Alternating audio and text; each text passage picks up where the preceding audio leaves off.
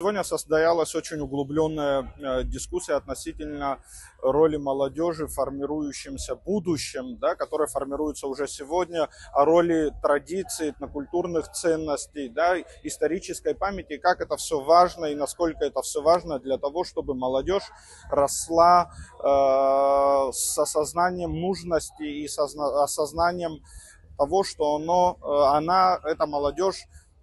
обладает полным набором необходимых личностных качеств для того, чтобы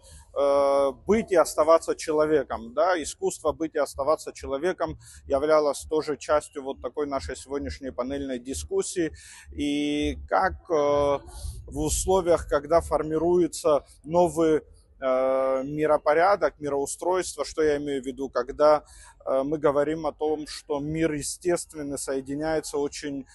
в ускоренном темпе, да, с миром искусственным, и то, что цифровая реальность проникает все глубже во все практически сферы жизнедеятельности обществ, и вот различать, да, что естественно, что искусственно, становится все сложнее. Как в этих условиях не потеряться? И вот,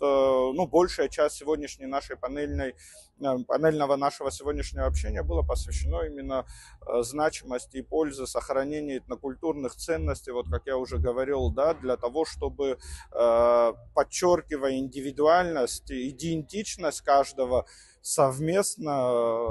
в глобальном мире противостоять навязыванию